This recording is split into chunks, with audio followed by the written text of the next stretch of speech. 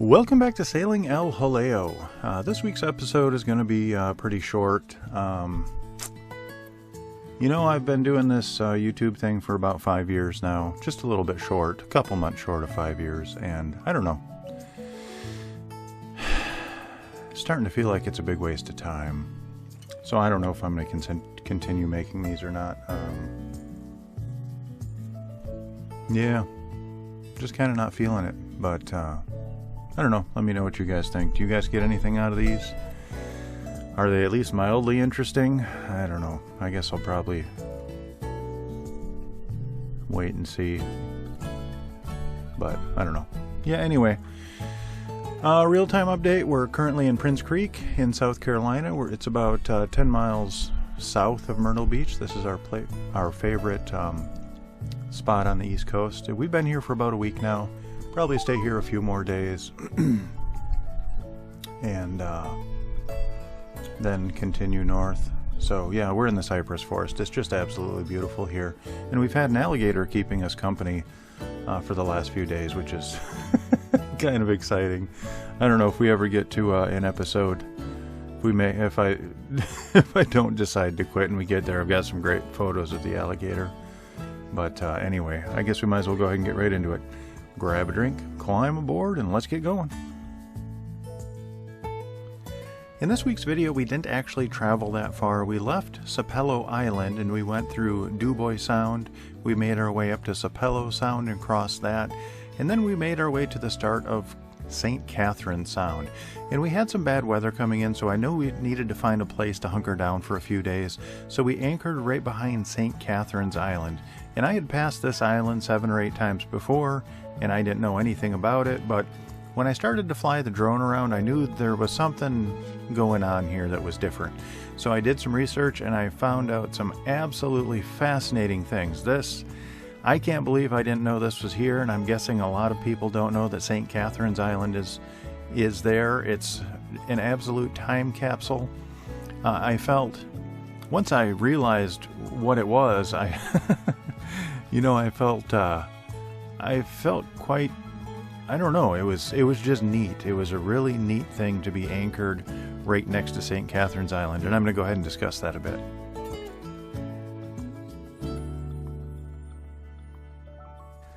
When I arrived at St. Catherine's Island, I flew the drone just to take a look around. I had never been there before, and I like to check out new places when I go there. So the first thing I noticed was, other than a small cluster of houses, there was absolutely nothing on the island, and that seemed very, very odd. It's very rare that you see shoreline without houses on it, so I immediately knew something was going on. And when I started to research, the island, depending upon what source you read, is anywhere between 16,000 and 22,000 acres. I'm surprised that there's that big of a variance in the size estimate of the island, but it is what it is. And the thing that makes it very unique is it is only one of 2 locations on the earth, Madagascar and St. Catherine's Island in Georgia, where ring-tailed lemurs are allowed to run free in the wild. I guess you could say they're wild. They're wild lemurs there, which is absolutely fascinating to me. I didn't even know anything like that was possible. I didn't know that could be done. But apparently in Madagascar, lemurs are being killed off.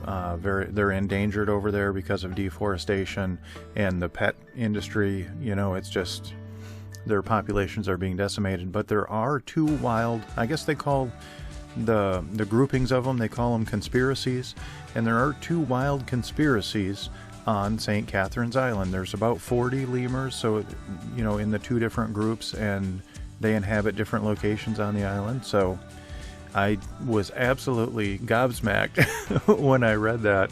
It was really neat, and I'm like, and then I read more about I'm not going to get too much into the history of the island. If you want to, it goes all the way back to the Native Americans, in the 1400s. There's evidence that they were there, and then the Franciscan monks came in when it was, I guess, owned by or controlled by the Spanish.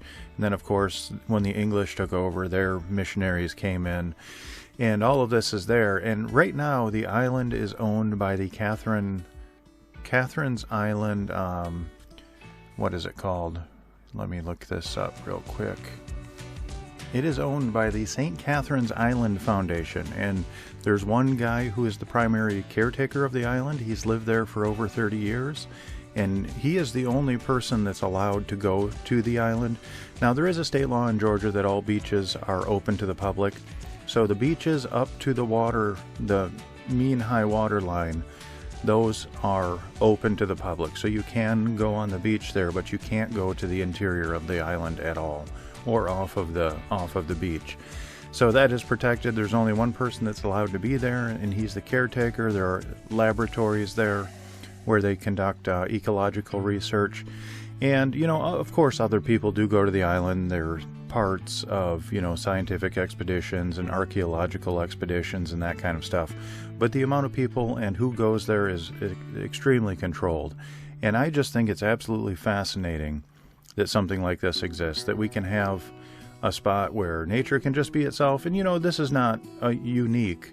There are huge parts of the East Coast that are nature preserves, but this one just is different because of the lemurs. I just was fascinated that they had wild lemurs there. So, of course, I took the drone out every day and flew it, seeing if I could just get a glimpse of a lemur, and I had no luck, of course.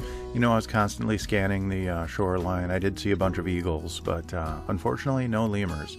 And, of course, if you believe even the lowest estimate of 16,000 acres, if there's 40 lemurs in 16,000 acres, yeah, your odds of seeing one is not real high. I did look around the houses and stuff.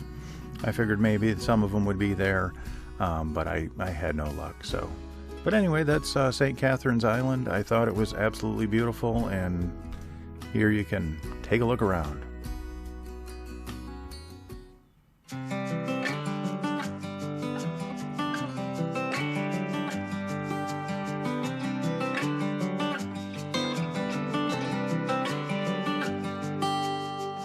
I've tried over and over to be happy again, but I can't seem to get over thinking this will never end. Too many beautiful nights I spend my time alone. Can't seem to have an appetite for getting up out the door. But I'll get my shit together one of these days, and I'll start to feel better. Maybe I can change, and I'll realize it's not so bad once I get out of my head. I'll get my shit together one of these days.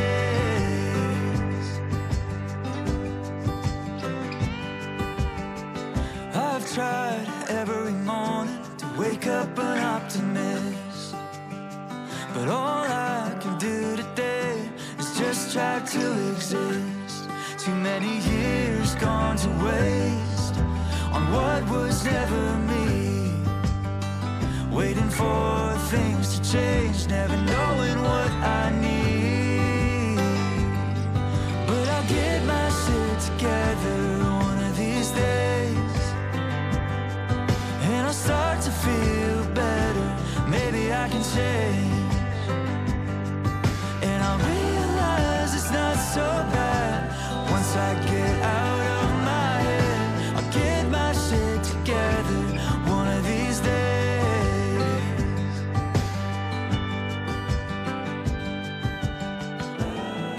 and I'll find a way to be okay when the world falls down on me.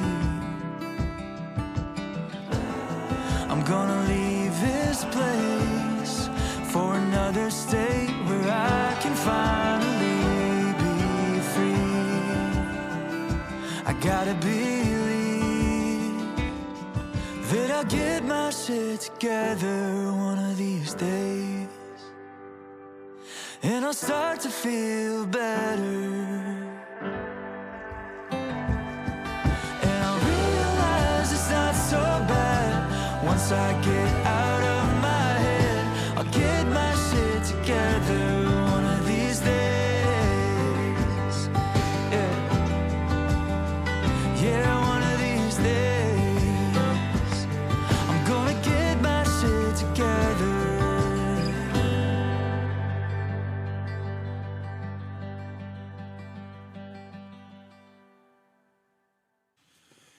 And that's all we have time for this week. I would like to give a massive shout out to my Patreon crew. Without your guys' support, I wouldn't make these videos.